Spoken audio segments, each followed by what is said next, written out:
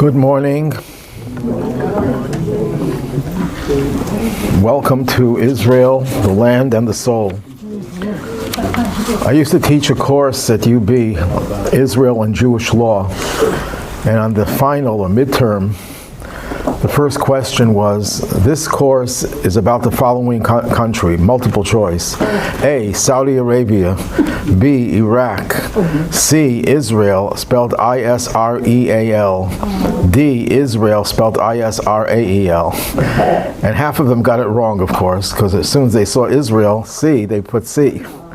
They didn't realize that it was spelled wrong. I didn't mark them off. That was just a joke. What?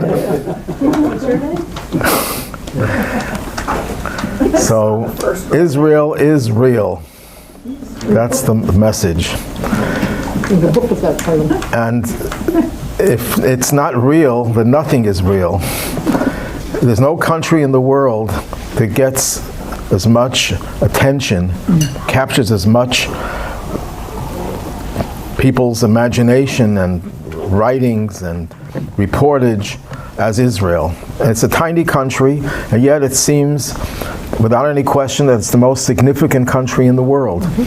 It gets more press, I think, than even the United States. They're not going to report little incidents that happen in the United States, but they do report it in the international news about Israel.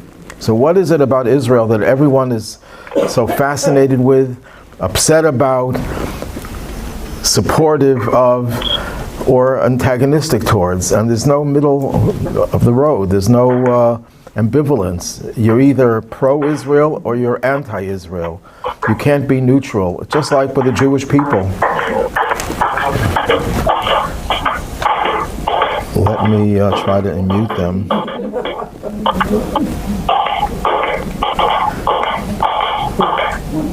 Oh. So, right in there, forceful.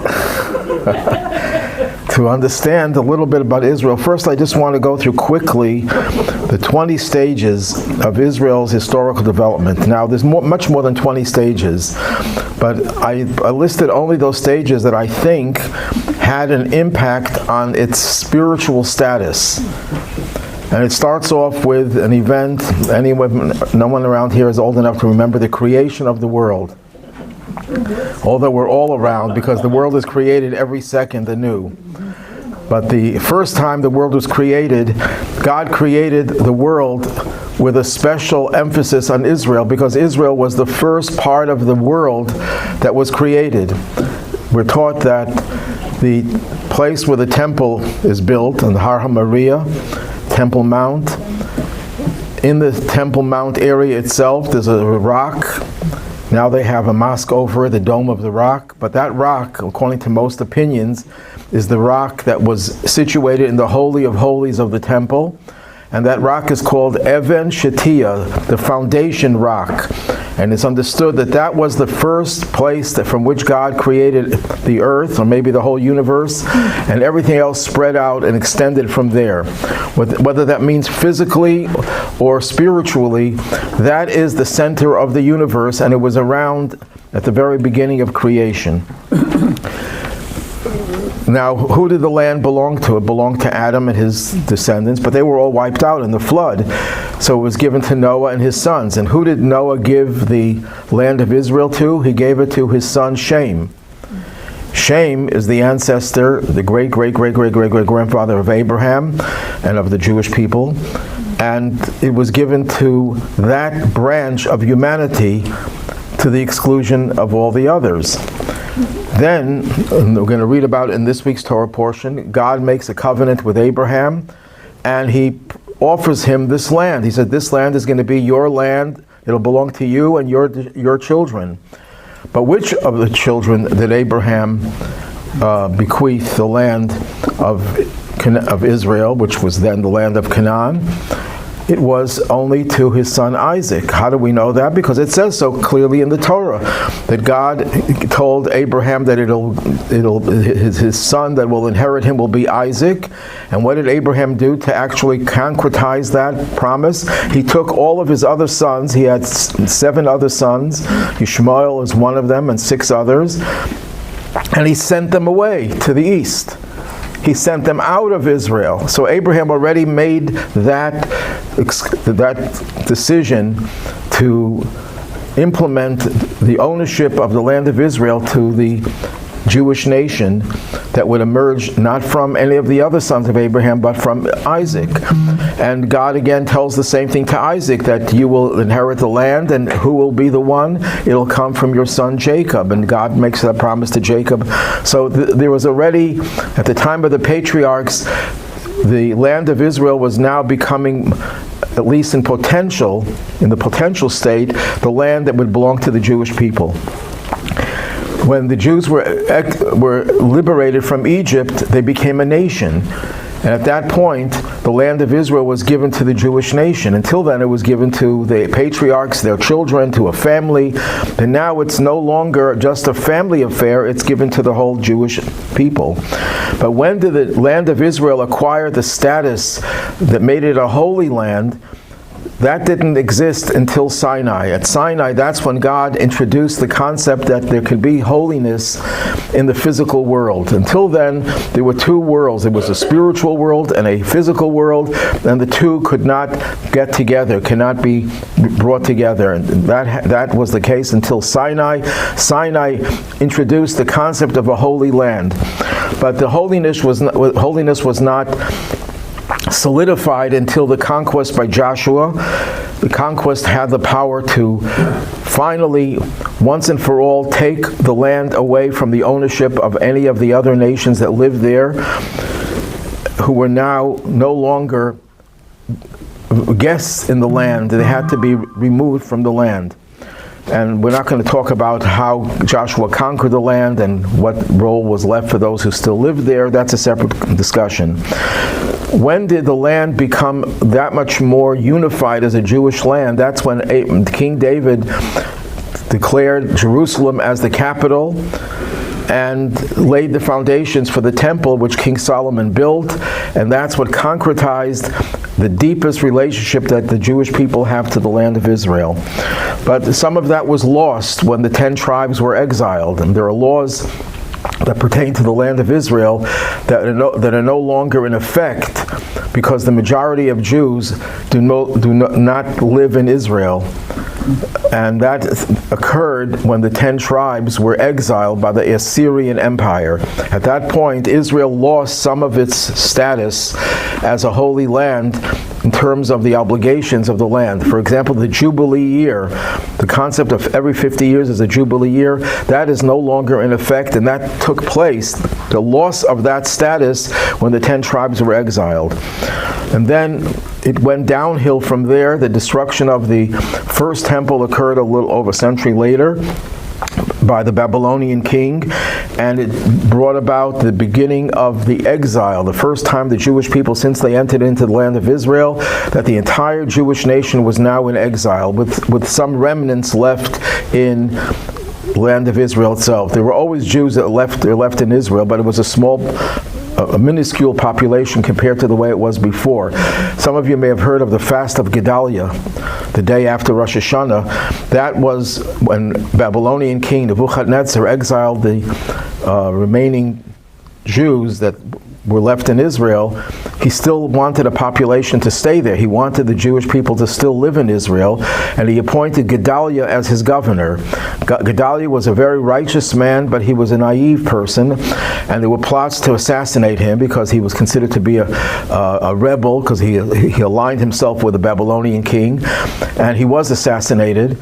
And as a result, the king drove the remaining Jews into exile, leaving just a very small remnant left in the land of Israel. So that affected the status of Israel vis-a-vis its connection to the Jewish people, because there were hardly any Jews there, but it was still the Jewish land. The next step was when 70 years after the exile, they built the second temple. True, it was not the glorious temple that were prophesied, because it was done at the behest and under the direction of the Persian emperor Cyrus. And he was the one who built the second temple. I mean, you may have heard the news. There was a reporter in the White House who asked the press secretary, "Is Trump going to build the third temple?" And I think she said, yes, this actually happened a few days ago. After the ballroom was right. And she said, I didn't hear the words that she said, but effectively she said, no, there is no such plan.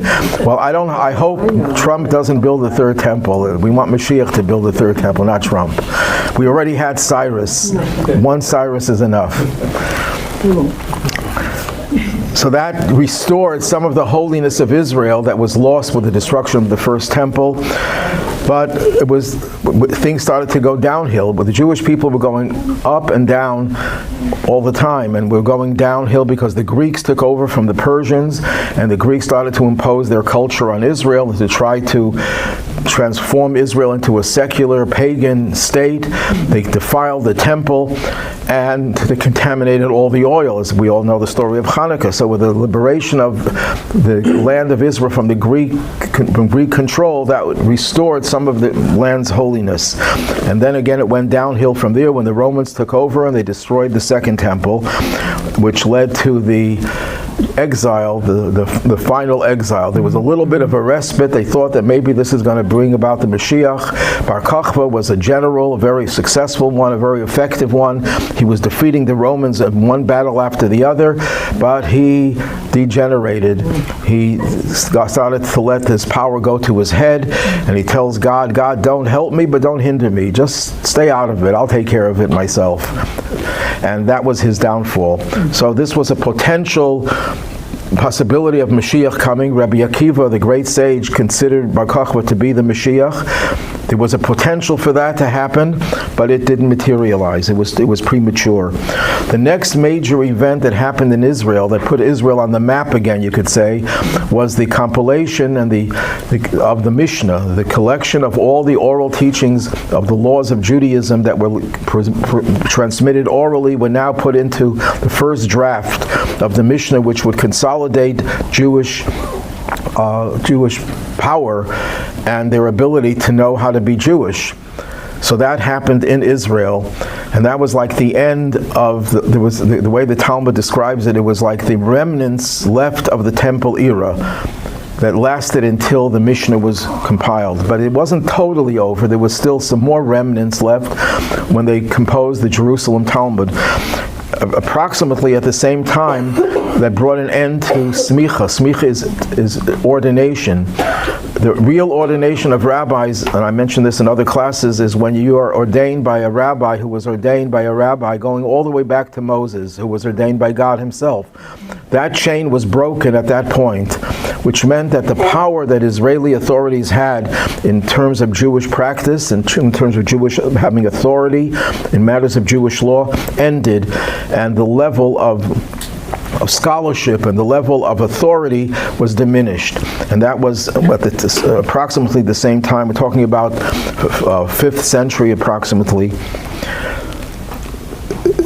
The next major step, a minor major step, and it could be that the attempt to do this was a way of trying to bring about a restoration of Israel's glory by Jews moving to Israel. Now this is right after the period of the Crusades. Things were not so great for the Jews who tried to go to Israel, but a group of 300 great rabbis, French rabbis known as the Tosafists, and a little bit later Nachmanides, all moved to Israel. They started a settlement in Israel. It didn't last very long as a major settlement, but it was an effort. And then in the days of the Ari, the great Kabbalist, a little bit before his time, there was an attempt to restore the institution of smicha, of ordination. And most likely it was their way of trying to bring Mashiach by restoring the authority of the rabbis in Israel. It lasted for a generation or two, and then it was discontinued because there was a lot of opposition to it. This subject could take a whole class in and of itself.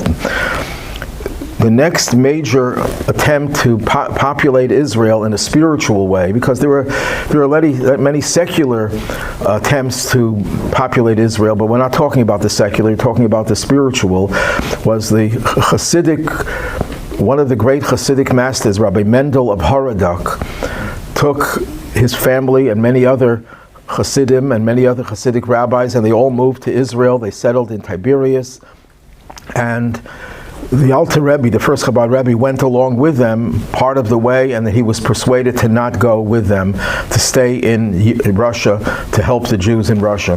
But that was another, and also there was a parallel non-Chassidic, Misnagdic group of people under the direction of the Gaon of Vilna to settle the land of Israel. So it seems that there was a certain aura. This is a time when we're going to be able to bring Mashiach. And by bringing more spirituality to Israel, that would be the way, that would be the catalyst to cause that to happen. Now, of course, the most recent changes in Israel started, and it has halachic implications, legal implications, was in 1948 when I was born, and they named the country after me. My name is Israel. You didn't know that? Yeah, they changed it from Greenland to Greenberg. So the modern state was established, and that was one of the most controversial moves in Jewish tradition. And we'll get into that in a moment, as to how various Jews responded to it. And then, of course, the final stage, which hasn't happened yet, is the coming of Mashiach and the final redemption, where Israel is now completely vindicated. The whole world will recognize that Israel is the Jewish land, and we won't have to call it the state of Israel. It's going to be the land of Israel in this full glory, with all the spiritual changes that will lead to changing the whole world. Israel will not just be a little country in the Middle East.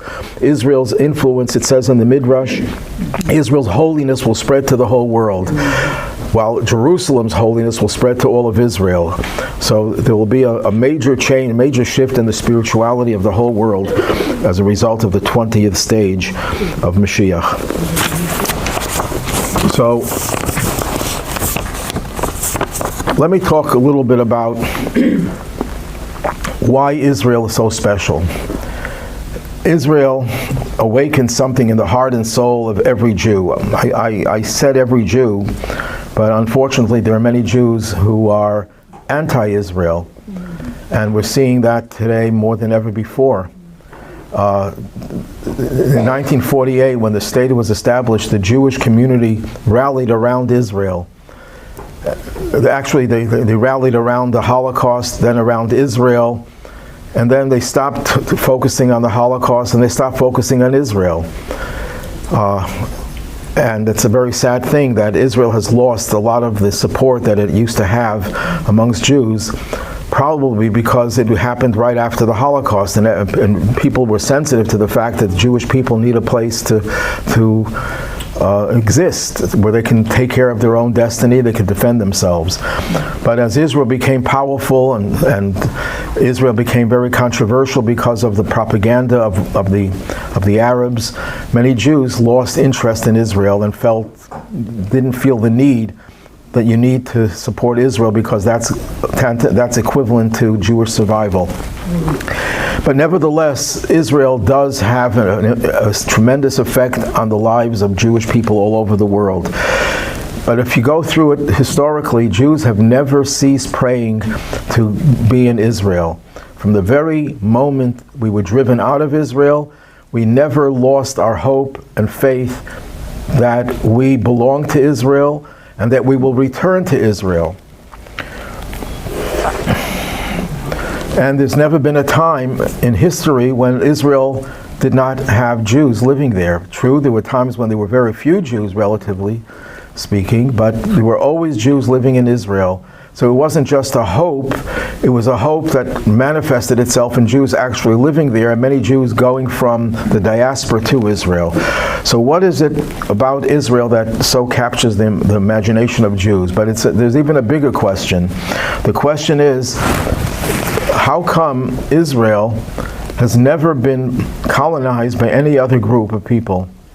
Yes, they tried to conquer it during the Crusades. The Muslims and the Christians were fighting about it, but they were never able to colonize it. To the time of the 19th century, when Jews started to come back to Israel in great numbers, Israel was a wasteland. It was a desolate place. Maimonides, for those of you who remember the discussion about Maimonides, he moved to Israel initially when he was fleeing Morocco. He stayed there for about a half year. And he couldn't live there. It was impossible. The land was overrun with bandits. It was a terrible, terrible situation for him to be able to make something out of his life in that place. So he had to move to Egypt, where he was able to be a very great, dynamic leader of many Jews, and his influence spread far and wide. But Israel was useless. But many Jews did go to Israel in spite of all that. But no other nation could colonize Israel. Why? So the Midrash tells us that the relationship of the Jewish people, the people Israel, to the land Israel, is similar to the relationship of a tailor-made suit to the person who wears it, for whom it was tailor-made. It can only fit one person, because it was tailor-made, and it takes into account every bit of a person's anatomy. Any little bulge or any little change in the anatomy is reflected in the garment that is tailor-made for that person. Israel is tailor-made for the Jewish people. It doesn't fit anyone else. Yeah, you could put it on, but the sleeves will be too long. The cuffs won't be right. Something it's going to be tight in one place and loose in another place. It's not a good fit. It can never be a good fit. No nation could ever be comfortable in Israel. Look what happened with Gaza. If you want to have a real modern example of this, Gaza is part of Israel. We gave it away to a group of people with hothouses, with industry. It was a place that, as someone said, it could be like the Riviera. It could be a place for people to go for a vacation. It could be the most beautiful place in the world. And it is a beautiful place. And look what they did to it. They turned it into a hellhole, as they say. They turned it into a terrible, terrible, devastated place. They destroyed anything that was positive. And that's not just because they hate Israel, the Jews, and they were trying to say, we're not going to use anything the Jews gave us. They can't colonize it. They just can't. The whole world gives them billions of dollars, and it just flushed down the toilet. It has no effect on changing the land. It only works when Jews come there. They come to a desert, and it now blossoms and blooms. And Israel is one of the most sophisticated countries in the world. In many ways, it is the most advanced country technologically, and in so many other areas. And in terms of spirituality, there's more Torah study in Israel than any other place in the world. So both physically and spiritually, Israel is so flourished. So what is it about Israel and our relationship with Israel? So the answer to this is that God made Israel for the Jewish people. But there's a very famous comment of Rashi. Rashi lived in the 11th century. He passed away in 1104, I believe. So he was mostly an 11th century sage at the time of the Crusades. So it could very well be that this was a response to the Crusades. What does he say in his very first comment in his commentary on the Torah? He quotes a Rabbi Yitzchak. Rabbi Yitzchak is a Talmudic sage, but some say that he used the name Rabbi Yitzchak because his father's name was Yitzchak, and he wanted to memorialize his father, so he uses his father's name in the very beginning. But at any rate, he says the Torah should not have begun with Genesis. The Torah should have begun with the laws. And the first laws that were given to the Jewish people as a nation were given when they were about to leave Egypt, about the new moon, the Jewish calendar. It should have begun with that. Why does it tell us the story of creation? That's Rashi's question that he's quoting Rabbi Yitzchak. And his answer was, this is to teach the Jewish people how to respond to the argument of the nations of the world who claim that we are thieves, that we stole the land that belonged to the Canaanites, and we're thieves, essentially. So how do we respond? We respond, no, the land belongs to God.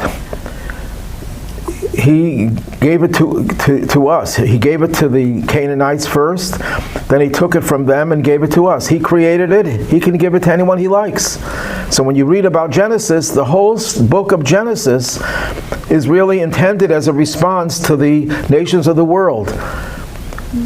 That God created the land of Israel and he gave it to us. And because he gave it to us, no one else has a right to take it. Because it's not a matter of we took it, we conquered it. We didn't conquer it. We were the instruments of conquest, but it's God who conquered it for us from the very beginning, from the very outset. That's in a nutshell what Rashi says. And the Rebbe in one of his discourses asked several questions on the argument of the nations of the world. Number one, he says, they're complaining that we conquered. Tell me one nation on earth that didn't conquer the people who lived there before. United States, we conquered it from the Indians. Every country in Europe conquered it from earlier civilizations. And the same thing is true in every place in the world. Conquest is a fact of life. Whether you like it or you don't like it, it is what every country has engaged in. So why are they complaining to us that we conquered it? Everyone conquers. That's question number one.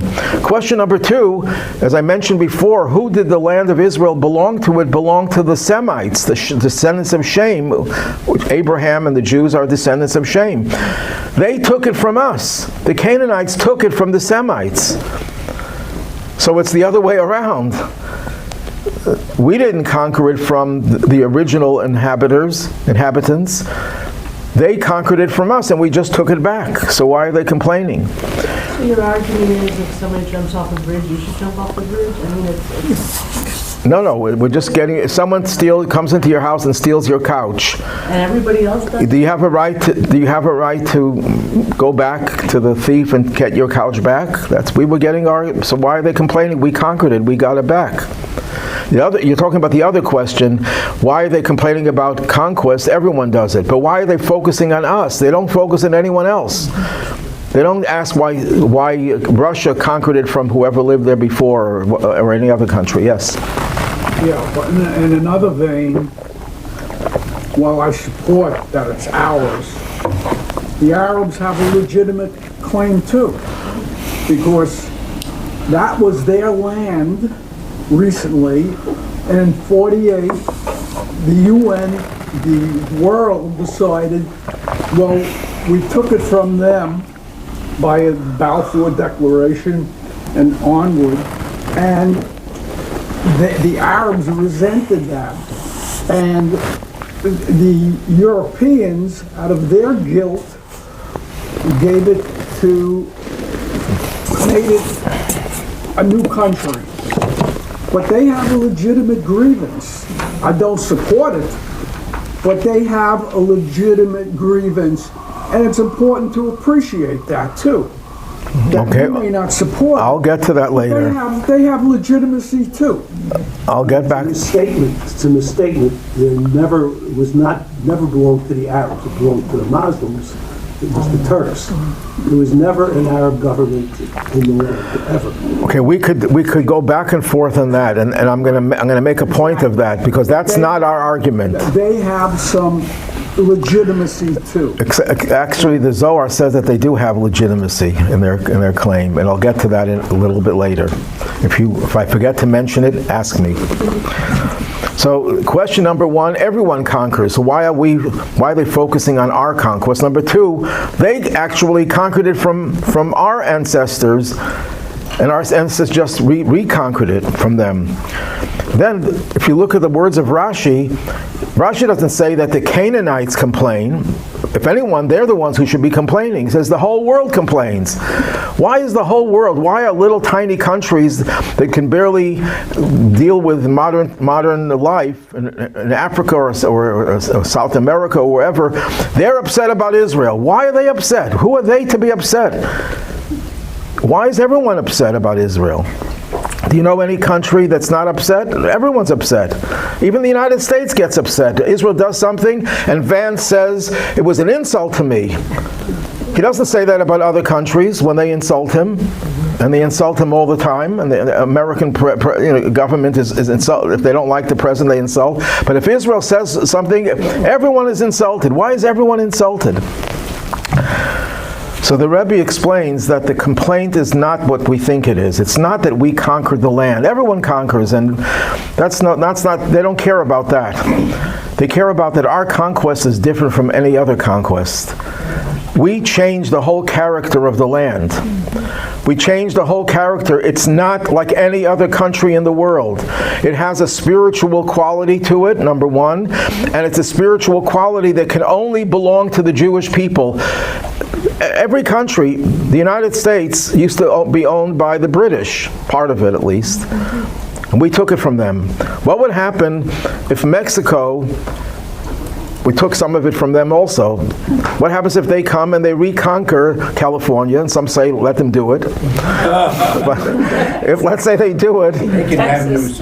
they'll do it. It's not going to be the United States of America. It's going to be the United States of Mexico. And we may not like it, but if they have the power, they have the strength, it'll be recognized as such. The conqueror gets the right to claim that this is his land.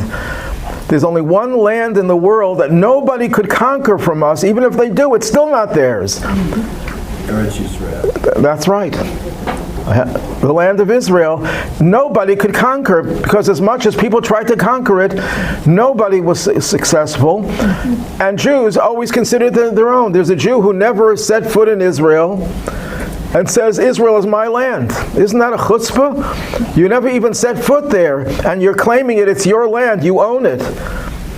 Every Jew owns the land of Israel. We're all owners of the land of Israel, and nobody else could get it. It can never be reversed. Why? Because the nature of Israel, when Rashi says God created it, he doesn't just mean God created the physical land. He created the nature of the land. And he designed the land to be a land that not just fits us like a tailor-made suit. That's a nice metaphor, but it's much deeper than that. It's a spiritual connection, and that's totally outside the bounds of any other nation. So all the nations are upset, because every nation on earth, Somalia can have a dream. One day we're going to conquer the United States. They already have one congressperson. They just need a few more, and they could conquer the whole United States. That's possible. There's that potential. But nobody, the whole world can get together, the whole UN, and they cannot change the status of Israel one bit. It'll always be the land of Israel, and it's connected to us for eternity. And that's something that they cannot tolerate. Yes? Do you think maybe it's also because a lot of people are mad at God, and they can't deny God? It's like it kind of hits something on them when they see Israel, which, despite everything, still exists. It's proof that God is real. Okay, that's a very good point. Actually, it says that, Rashi brings that, and others as well, as to explain anti-Semitism. Why do they hate the Jews? Because they really want to hit God. But God doesn't allow himself to be hit. So who do you hit? You hit the people that God chose. And by extension, you hit the land that belongs to the people. That is the land that gives the people their ability to exercise their chosenness. So you hate Israel. So it's all one. When people say, I'm not against Jews, I'm against Israel. I'm an anti-Zionist. I'm against Israel. And you could be against, even every Jew in Israel disagrees with the government at one point or another. So is every Jew an anti-Semite? No. But why do they pick on Israel? They don't pick on Israel because they care about the things that Israel does wrong. And I'm sure Israel does many things wrong. And that's not why they hate Israel, because why aren't they pointing out 100,000 Christians were murdered in Nigeria in the last few years? They're being massacred, and there's a real genocide going on. It gets no attention whatsoever, zero attention. No one cares about it. I believe they don't care. I don't think they care about the Palestinians one bit. Most of the 99.99% of people who claim they care don't care. But the reason why they hate Israel is because Israel is the Jewish land, and it's not just the Jews have the same idea of owning the land as the French or the Italians or the Spanish. It's a qualitatively different concept. And it's so on three levels that I'm going to go into. I call them the three H's. Israel is the homeland, it's the land of hope, and it's the Holy Land. So let's start off with the homeland. Israel is the Jewish homeland because it was chosen by God. It's not because we conquered it. It's not because the UN gave it to us. It's not because of the Balfour Declaration. It's not because we conquered it. And when we argue those arguments, you know, what do they say? The weakest link in a chain was the weakest. As strong as its weakest link. Thank you. You're welcome. Okay, when you give all these arguments, the Balfour Declaration, the UN gave it to us. You know, there's a biblical expression, the UN giveth and the UN taketh. That's the same UN called Zionism racism. That was rescinded, but now it's coming back with even more fury. It's so you can't base your claim on the UN. You can't base your claim on the Balfour Declaration or the partition plan. You can't even base it on history. When they say we have a history of thousands of years, so what? Why does that make it your land? As you just argued, the Arabs were there in greater numbers more recently. So we're going to go back 3,000 years, 2,000 years, and we can go back and forth about that. I'm not saying that I'm accepting your argument, because these arguments we can go blue in our face, going back and forth and never resolve anything. There's one argument that no one could refute. All they could say is, I don't believe it. But that's the true argument. Why don't we use the true argument? God gave it to us, and that's it. And even the Koran admits that God gave the land of Israel to the Jewish people. And then they try to say that it was taken away from us, but that doesn't say that in the Torah. Yes? Didn't you say in another class, I can't remember if it was Abraham, but somebody actually paid to buy it. Not the whole land. Abraham purchased the cave of Machpelah in Hebron. And David purchased the Mount Moriah, the Temple Mount. And Jacob paid for Shechem, which they now call Nablus. So those are the three areas that were purchased so that the nations of the world shouldn't complain that we took it from them. And those are the three most contested areas in Israel. So what does that tell you? That all sorts of arguments, I bought it, I paid for it, I have the receipt, don't mean anything. That's not what's going to get us, the nations of the world, to accept us. When we tell them the truth, this is our land because God said so, and all the other arguments are secondary or not even relevant. Null and void. There's nothing wrong with giving other arguments. I'm not against that, but it's going to be the weakest link, and people will focus on that, and then we have no response, or we'll go in circles. So Israel is our homeland because God chose it for us. Just like He chose us to give us a special mission in this world, He gave us a land in which and through which we fulfill our mission. And when you choose something, it's not based on logic. If I have a question, what should I eat today, meat or dairy? And I choose dairy. That's not a choice, because I wanted dairy. I like dairy more than I like meat. So did I really choose it? No, it was chosen for me already because of my appetite, my tastes. But when you have two apples, and you could eat either one, and they're both the same, and I choose one, that's a choice. So when we talk about that we're the chosen people, or the land of Israel is the chosen land, it's not based on logic. Yes, there are logical arguments that one could advance, but it's not based on logic, because logic has its limits.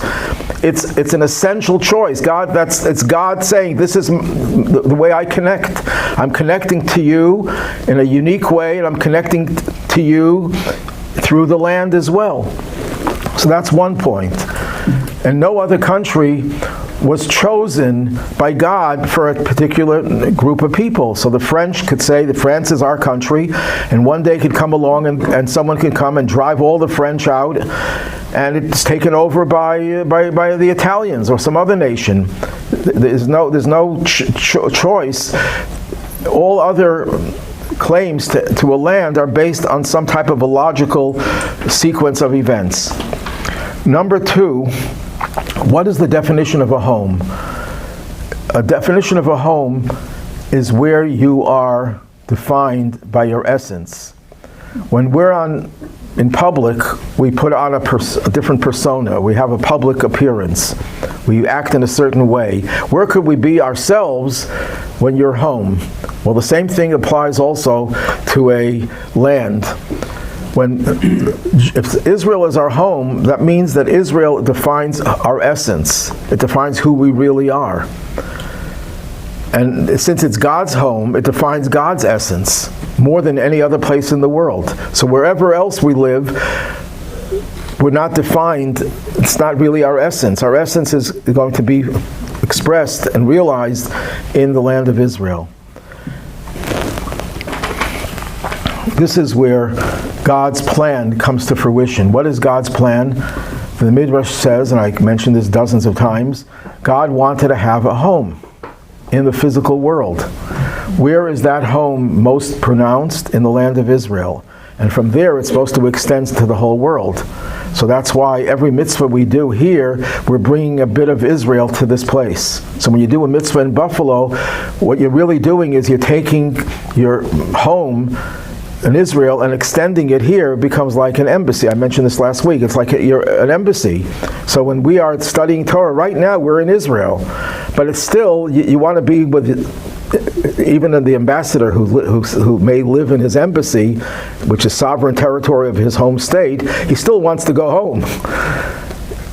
But it is an extension of his home. So whenever a Jew studies Torah, does a mitzvah, he or she is in Israel, and that's what defines the Jew. So that's what's so special about Israel. It defines our essence. And no other country in the world can do that to any other group of people. Number two, Israel is the land of hope. It provides hope and security.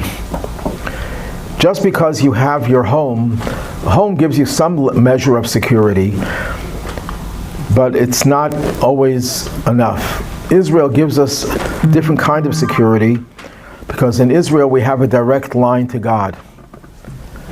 You know, there's a famous joke, and I'm going to murder it, I'm sure, about someone visiting the Capitol, the White House, and he started to use the phone, and the call was a call to God, and it was a long-distance call, and it was probably, you know the joke better than me, and it was like $1,000 to local. And then he went to Israel, and the Prime Minister made the call, and how much was it? It was free. Why? It's a local call here. So in Israel, we have a direct line. We don't have to go through different intermediaries. And what is the word for hope in Hebrew? Tikva. And the root of the word tikva is kav, a line, something that connects you. This is our connection to God. It comes through the land of Israel. And that's why we have the hope that we never lost, is even when we were in the diaspora, as we are now and here, we have this line to God through Israel. That's what connects us. And no other country has that, provides you with that line, that lifeline to God, as does Israel. In ancient times, when we built the Mishkan for God, and God was in the Mishkan, wasn't there an intermediate? Jews could not go and converse with God. Wasn't Moses always the intermediary? Moses was between the Jews and God. Moses says about himself that I am in between you and God. But that doesn't mean Moses separated between us and God. Moses enabled us to have a direct connection to God. That's the difference. It's like a shadchan. You know what a shadchan is? A matchmaker. A matchmaker takes two separate individuals and brings them together. But does he always remain in their house to bring them together all the times? No, he's the matchmaker. He allows them to come together and they stay together, and then he's out of the picture. Well, Moses was not out of the picture ever, because he's constantly doing that. He's constantly bringing them together, bringing us together with God. So did we have direct with God without Moshe being there? Through Moses or through Moses' successors, and through all the methods of through doing studying Torah and doing a mitzvahs. Those are all the mechanisms through which we have a direct connection to God. Israel is also the Holy Land. Now that's an oxymoron, because if we define holiness, if you go to any non-Jew who's into religion, and you ask him, what is the definition of a holy person? They'd say, if they have to draw a picture of it, they'd say someone who's a hermit, who's divorced from the material world, and is praying all the time. That's the holiest image of a person. You wouldn't think of land, something physical, as being holy. And here we have this paradox. It's the holy land, not the holy city, but the holy land. Not a holy shrine, a holy house, a holy place, but a holy land. The whole concept of the land could be holy, because the word land in Hebrew, eretz, the Midrash says it comes from a root that means to run, to fulfill the will of God. There's a certain natural state that Israel is in that gives us the ability to want to not only be connected to God, but to run to be connected, a passion to be connected. And if you look at what happened with the hostages, this is one of the most incredible things. Most of them were totally secular. They came from a kibbutz, from a place there where religion was zero. And one of them said, I just heard this yesterday, one of them said that when the light was on, I expressed gratitude for the light. Then they took me out of the light, and then there was a crack, and there was a little bit glimmer of light. When they put me in the dark, I started to believe in God. I had to give thanks to God. There was nothing else to. And they all became believers. And many of them started putting on tefillin. These are the most secular left-wing Israelis. When I say left-wing secular Israelis, it's not the same thing as a secular American Jew. They're much more secular and much more antagonistic towards religion in Israel than they are. We had a Jew living in Buffalo, a scientist, who was in his 40s, I believe, and he said in all his life, that living in Israel, he had never once entered into a synagogue. Not once. And then he started coming to us, to our shul, and he loved it. He said, if I would write my colleagues in Israel that I have come to a shul, they think I went crazy. Now in America, even a secular Jew, maybe doesn't go to shul regularly, but they'd come to a shul for a wedding, for a social event or something. It's to say that they never entered into a shul, it's very rare in America.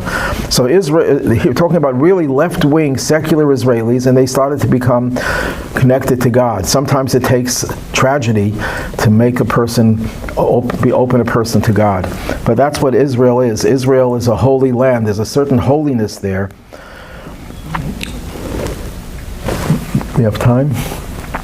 I'm not going to finish this today, but someone once came to the fourth Chabad Rebbe, the Rebbe Maharash, as he was called, Rabbi Shmuel, and he said, I heard a tradition that the holiest souls live in Israel, that there's a certain quality of soul for Jews who live in Israel that we don't have in the diaspora. I'm sure there are exceptions, but that's a general rule. And he said, I was in Israel, and I didn't see anything different about the Israeli Jews.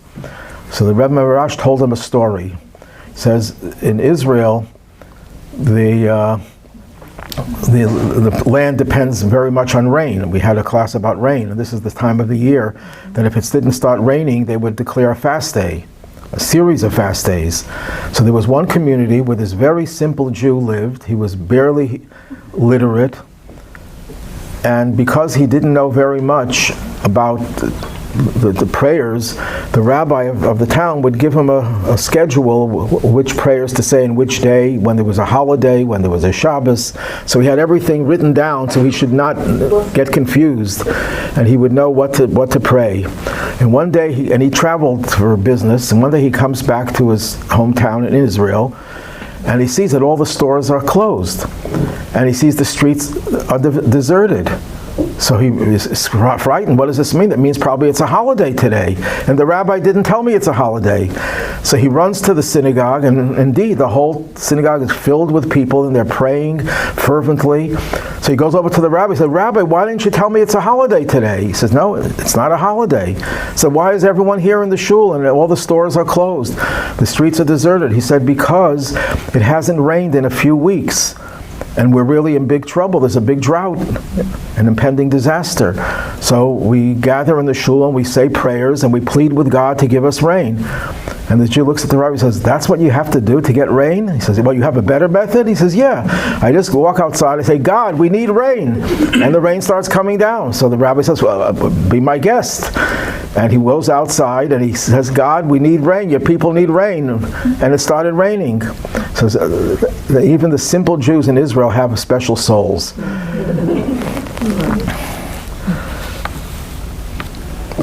It says that God's energy comes to the whole world through Israel. So when they say that we control the weather, there's a kernel of truth in it. Because God controls the weather, obviously, but he does it through Israel. And Israel's status is determined a lot by how we respect the care for the land of Israel, the love for it, and the respect that we have for it and for its integrity.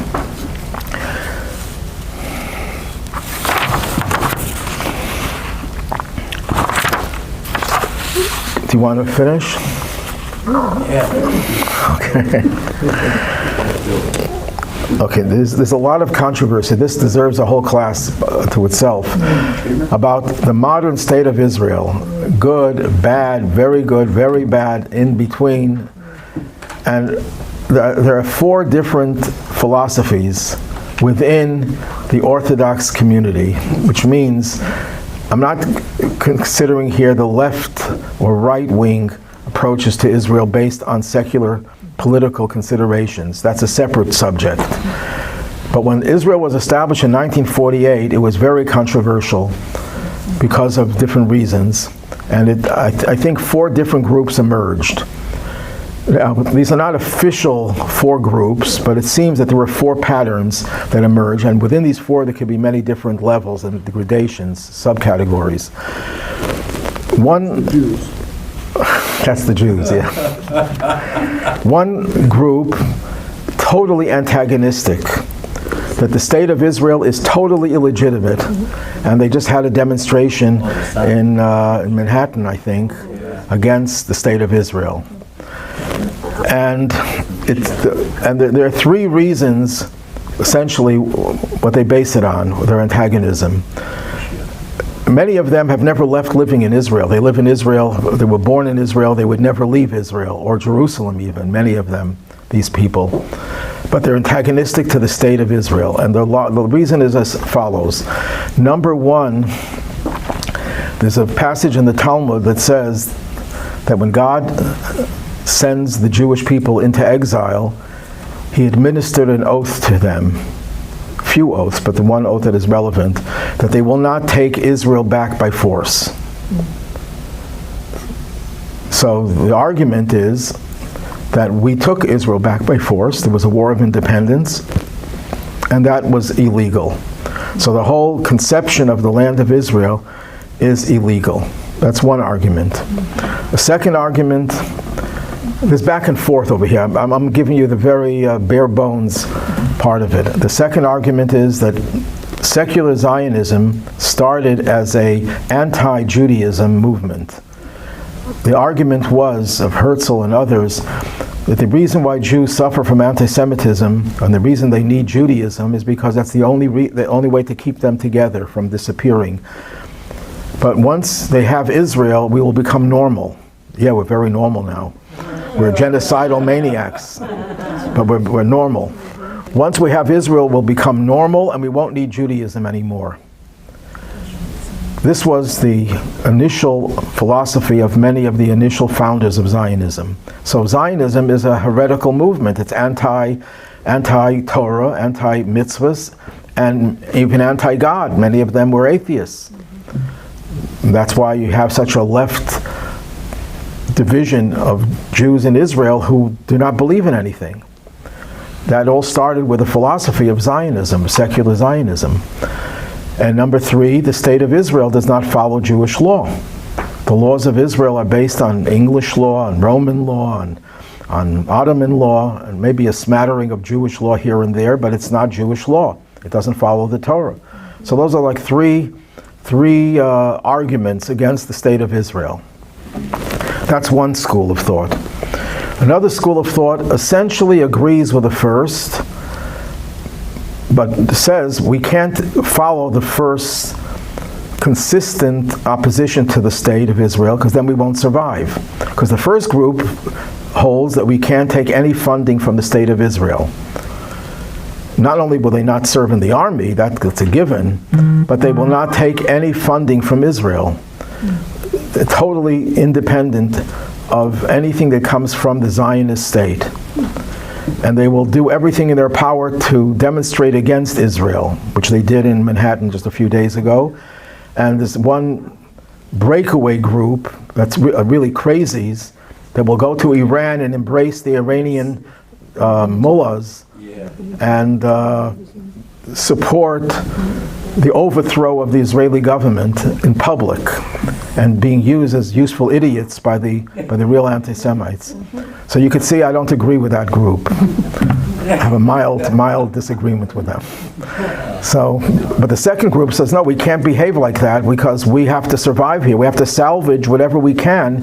So while it's a totally negative phenomenon because of all the reasons that I gave you before, there are some positive elements, obviously, but we have to take support from the state. But we'll try to be as independent as we can and try to maintain ourselves independently, but we can't really do that, so we have to salvage. So we'll be part of the parliament. The first group will never elect or go to elections. One of the leaders of the first group said, if you have a choice of dying or voting in Israeli elections, you'd rather should die. You should give up your life rather than vote in Israeli elections. And that's the normal faction of that group, not the crazies. But the second group says, no, we should vote in the elections, and they'll even have ministers in the government. That's the second group, and I'm not saying that everyone in that group agrees with every little detail that I just said, but that's more or less the thrust. The third group believes that, yes, there are many negatives, and maybe Israel was taken by force illegally, but that's irrelevant, totally irrelevant. Why? Because Israel is ours. Just because we shouldn't have taken it by force doesn't mean that if we did, that we have to give it to the thieves. Imagine someone comes into your house and steals your computer, and you know who it is, and you know where the computer is, and the police say, don't take the law in your own hands. And you take the computer against the law, and then the police will tell you, give it back to the thief? Of course not. So it's our land. Maybe we shouldn't have taken it, maybe it was premature, but it's our land.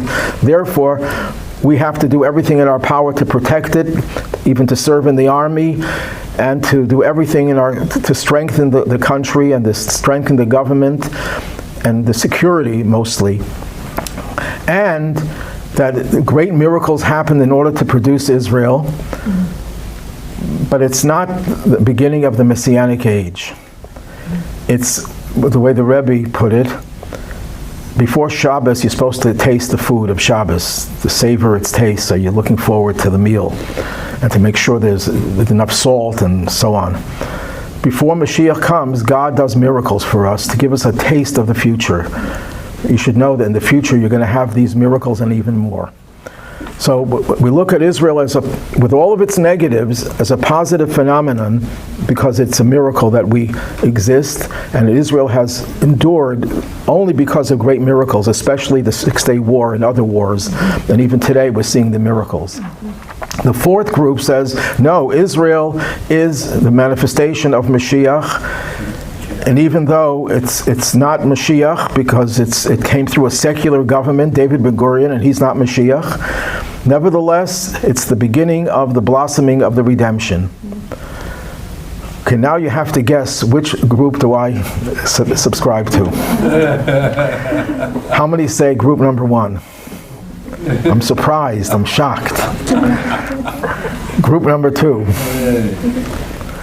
Group number 3. Group number 4. No. Group number 3. Because while it's tempting to call it at the beginning of redemption, redemption has to come not through a political, secular influence. It has to come through Mashiach, a religious leader, who will make that process take place. So while it's a great miracle and we support it, and many Chabad Jews were killed in the last 2 years in fighting in Gaza and in other places, giving their lives. It's as long as it's not Mashiach doing it, as long as it's not a spiritual, Torah-oriented salvation, you can't call that the Messianic age in the full sense of the word. You can use a lot of Messianic terms, but you can't use it in that sense. But it is a miracle, and it's the taste of the future. Yes? Yeah, Rabbi, so I do not claim to be an expert on the history of Israel at all. Like, I know little pieces, but maybe this is a stupid question, but why did those people think it was taken by force? Because my impression, it looked like people came over, they bought land, they emigrated. When they declared Israel, then they had to defend it. Like, it doesn't look like it was taken by force to me. It looks like Israel was set up, and then they had to defend what they had set up. Okay, that's one of the counter arguments. We can go on back and forth. That's a counter argument, but the counter argument to that is that they knew that by declaring the state of Israel, they're going to incur the wrath of the Arab states, and they're going to attack. So they may have had a declaration, and they didn't use guns to make the declaration. They just made a declaration of independence, and the UN voted for it. But nevertheless, they did invite this violence. But then the counter argument to that is, but the UN is the international community. If they agree to it, it's not by force. The fact that the Arabs attacked us, they attacked us one way or another. We can go back and forth over here, so it's never going to be resolved. But what the Rebbe said many times is, let's assume that the argument is a good argument, that we took it by force, and we shouldn't. But it's our land. And miracles happen for us to get the land in the War of Independence. So it's in other words, how are we going to reject God's work, miracles, and give it to the thieves? So maybe it was premature to take it by force. Maybe it was. Maybe it wasn't. But it's not. It's a moot argument. You can't argue that anymore. Yes. I think you inadvertently used the term Israel to refer to the land before 1948, and it wasn't. We were talking about Israeli or Israel, you mentioned it once. What was it? It was Palestine. It was called Palestine, yeah. My parents were Palestinians. Right, but not if you were talking in the context of what it was. Jews were saying it's Eretz Yisrael. And we have to differentiate between Muslims and Arabs. There are Arabs who aren't Muslims, and I think most of the Muslim world is not Arab. That's right. Saudi Arabia is Southeast Asia. Indonesia is the largest Arab Right, Muslim country. Muslims in India and Right. So, Pakistan. in terms of the groups, too, there was an Orthodox move to settle in Israel. Yeah, that's. Hillsheimer in the 1800s. I mentioned that Came over. in the 1700s. 1700s, but no, 1800s was sort of more like the Zionist kind of thing. It was a treaty to go settle. There was an organization called Bilu. Yeah. The Bilu stands for Beis Yaakov L'chu V'nelcha. The house of Jacob, let us go, and we will go. The fourth Rebbe that I mentioned before said if they would have added the next words of that verse, Ba'or Hashem, in God's light, I would have taken thousands or tens of thousands of Jews in Russia and moved to Israel. But they left out the word God. And when they signed the Declaration of Independence in 1948, there was a big debate if they should write God's name or not.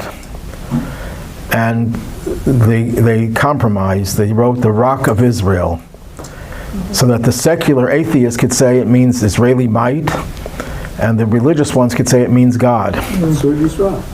Right, God is sometimes called the Rock of Israel, but they deliberately left out the name of God so that you leave room for a secular, and I don't know if it was the previous Rebbe or our Rebbe who said if they would have added those words, that would have brought Mashiach. In other words, if they included God as part of their basis for the Declaration of Independence, that would have changed the whole status of Israel.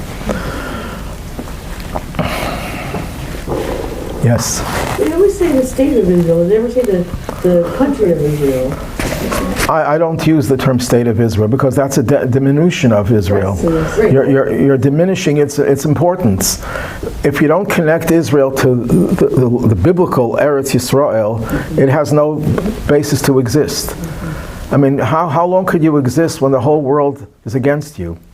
And even America, which supports Israel, it supports Israel conditionally.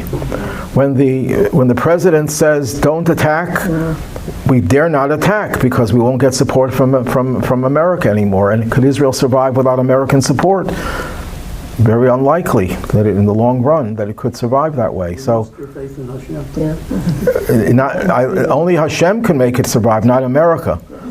Because if you depend on America, how long do we have before the American president says, that's it, enough is enough? President Madani.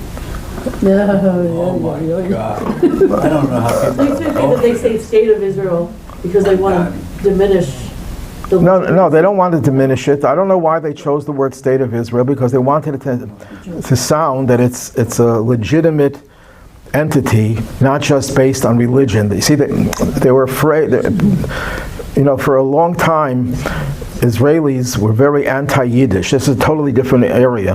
Why? Because Yiddish is a language of the diaspora, and we're a new entity. They wanted to show that the state of Israel is a new development, a new dynamic, and it's nothing to do with the past.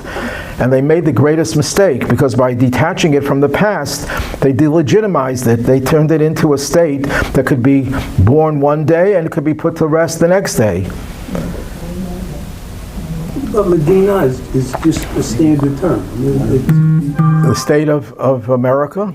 Does anyone use that term? The state of Mexico? Does the word Medina appear in Medina is a legitimate word. In fact, it's used in the Mishnah. Medina? When the Mishnah talks about traveling from one part of Israel to another, it calls it from Medina to Medina. In Israel, there are Medinos. There are states in Israel, but Israel is not the Medina. Israel is the overarching entity. But we don't say the state of France, do we? The state of Italy, the state of Spain, the state of Russia. It's just Spain. It's Israel is Israel. You want to use the biblical name? Eretz Yisrael, the land of Israel. That would have been controversial. So, what? That would have been controversial because Medinat Yisrael is within the boundaries of Eretz Yisrael, but it's not. Jordan is also. Okay, so everything that Israel does is controversial. You can't escape it. Why? Look, if Ben Gurion had been a Navi, if he had been a prophet, he would have called the country Palestine. Then what would the Palestinians call themselves? They would have found ways of attacking us. They don't need the language. So, how do you have a country that starts out with a letter that is not your alphabet? That's right, absolutely. Right? It's Palestine. It's Pei. They don't have a Pei. That's why Right. they call the Bonis. They call the Bonis. to pronounce it with They don't have a V or an F, right? Bonis.